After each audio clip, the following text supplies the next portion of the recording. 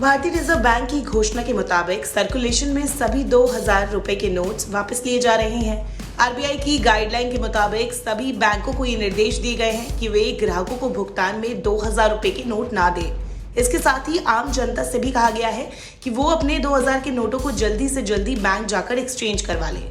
इसके लिए आरबीआई ने 30 सितंबर तक की आखिरी तारीख दी है, क्योंकि उसके बाद ये नोट अमान्य समझे जा सकते हैं। लेकिन आपको इसे लेकर पैनिक करने की कोई जरूरत नहीं है, क्योंकि अपने 2000 के नोटों को बदलवाने के लिए आपके पास अभी काफी समय है।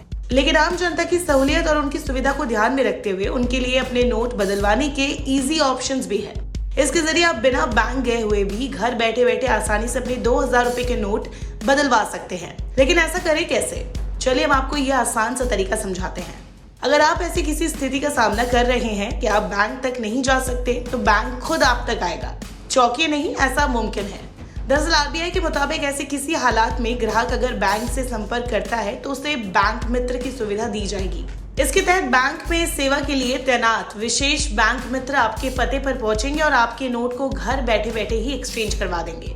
लेकिन ध्यान रखिए, सुविधा के तहत बैंक मित्र आपके सिर्फ 2000 के 2 नोट यानी कि 4000 की वैल्यू तक के ही नोट बदलेंगे।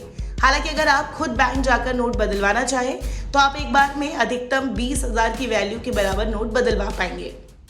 ऐसे लोग जो शहरों और कस्बों से दूर किसी दूर दराज के इलाके में रहते हैं, जहां पर दूर दूर तक बैंकिंग की सुविधा उपलब्ध नहीं है, उन इलाकों में खास रिमोट वैन की सुविधा शुरू की गई है। ये रिमोट वैन आपके इलाकों का दौरा कर लोगों तक नोट बदलवाने का संदेश पहुंचाएंगे और उनके नोट भी तत्काल बदलेंगे।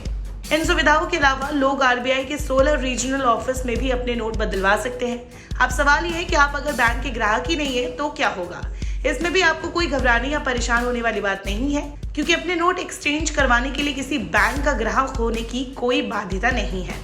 आरबीआई की गाइडलाइन के मुताबिक कोई बैंक इस काम के लिए आपसे कोई फीस चार्ज नहीं कर सकता। अगर कोई ऐसा करता है तो आपको फौरन उसकी शिकायत करनी होगी। इसे लेकर आरबीआई की गाइडलाइन के मुताबिक 30 सितंबर के बाद 2000 के नोट लीगल टेंडर नहीं रहेंगे, यानी इन्हें अमान्य समझा जाएगा। हालांकि हो सकता है कि इसे लेकर आगे आरबीआई कोई और भी गाइडलाइन जारी करे या उसके बाद नोट एक्सचेंज के लिए और मोहलत दे।